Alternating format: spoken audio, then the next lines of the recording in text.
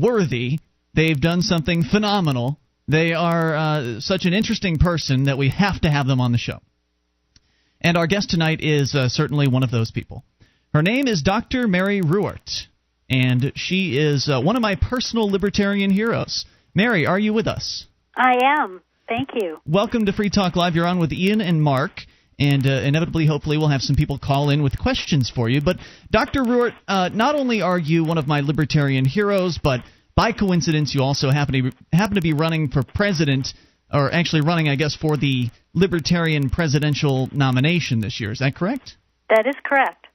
So, what's your libertarian history before we get into what's going on currently? How did you find the movement of liberty? Well, I found it in college when I read Ayn Rand's material and was very excited about it. When the party was first formed, they ran an ad in Reason magazine, and I joined the party. However, it wasn't really until the early 80s when I was in Kalamazoo, Michigan, that I found a chapter of the party, a county organization. I got involved and very rapidly started running for office. So I've had about a dozen libertarian campaigns under my belt. In addition, I've been a campaign manager for one of the other candidates in a state where I couldn't qualify. And I've just done a lot of things. I've been a member of the LNC. I've run unity campaigns at national conventions, and I'm probably best known for my book, Healing Our World. Absolutely. You know about that. We are huge fans of Healing Our World. We talk about it. Whenever somebody calls in and asks the inevitable, what book should I read question, that's one of the first ones I think of. That one and Harry Brown's Why Government Doesn't Work. I think those are the two most formative books for me that really helped me solidify my understanding of the libertarian belief system. It's just such a fantastic book, and I think that one of the best things about it is that people can go to your website and actually read the 1990s edition of it for free. So you can really sample it, the entire older version of the book, and then decide for yourself whether or not you want to buy the newer version, which I highly recommend. Yes. My website, by the way, for your listeners who might want to do that, is votemary2008.com. That's votemary2008.com. And I hope that people will go and get the free edition and check it out, because that's why I put it up there. I didn't want anyone to think, well, I've got to buy a whole book before I can decide if it's what I want. Right. And I really think it's wonderful, because when I started writing this book, I thought it was going to be a book about theory, but it turned out to be the largest compilation of actual real-life situations where liberty has been tried and it has worked. There's literally hundreds of examples and I think over 1,000 references. Yeah, there's a lot of citations all throughout the book, so everything's backed up. It's really hard to argue with facts. Yes, it is. Although people do manage. Well, and the logic is just ironclad. It's just one of the most brilliant books. So, again, I've been paying attention and watching, reading your articles for the Advocates for Self-Government for years. You write a monthly column called, I believe it's Short Answers to the Tough Questions? Yes. The Ask Dr. Ruwart column has turned into my book, Short Answers to the Tough Questions. And it's the most popular feature of the Advocates for Self-Government e-zine, and that's theadvocates.org. The website is theadvocates.org, theadvocates.org. So many of our listeners who've been listening to Free Talk Live for at least a little while have certainly heard of you, and anybody who's looked into you, they know that you've got your libertarian street cred, for lack of a better term. What is it? How do you feel... you said you've been with the Libertarian Party since pretty much the beginning. Having that perspective, that several decades-long perspective of the LP, how do you feel it? Because we've talked before about how it's sort of fallen away, in my opinion, from its principles. How do you feel about all that? What have you seen happen over the last few decades? And what's your current feeling about the Libertarian Party? Well, we have actually had successes that we've never taken credit for. For example, when we were out there as candidates in the 1980s and we talked about ending the drug war, people were just aghast. Yeah. And yet today, we're starting to seriously discuss whether or not the drug war makes any sense.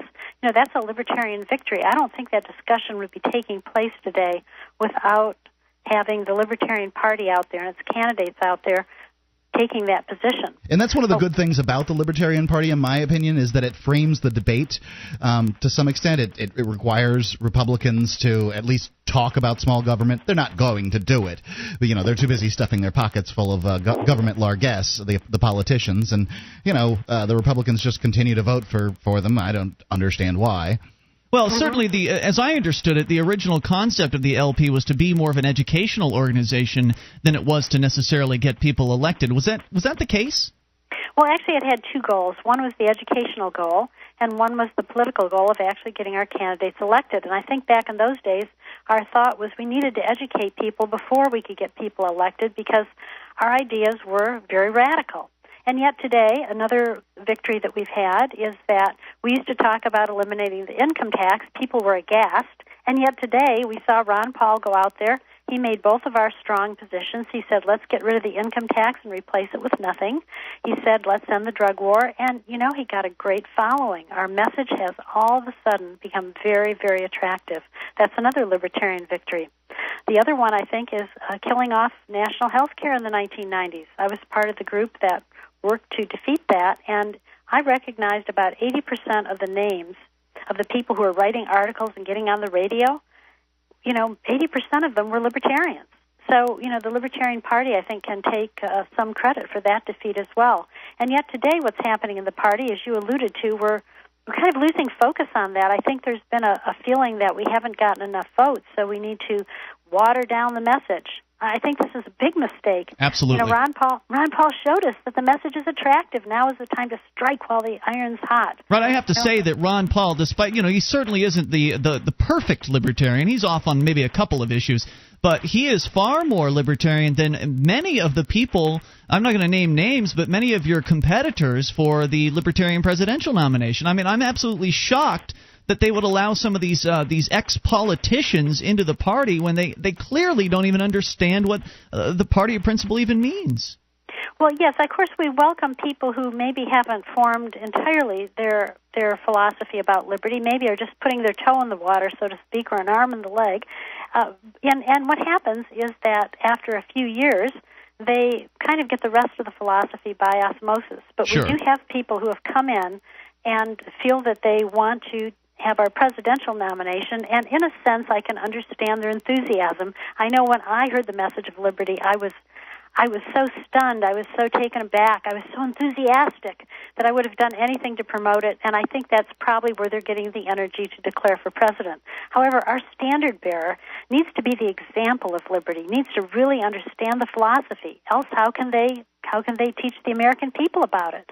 Our presidential candidate is still primarily an educational instrument, a person who points the voters not only towards their own campaign, but more importantly, towards the campaigns of the state and local candidates, that encourages people to come in and embrace the ideas of liberty. And if our presidential candidate does not embrace them totally his or herself, how can that communication take place? It can't. Absolutely. So I think we need to really focus on a person who can give the message in its truest form. Well, Harry Browne did that back in 1996 and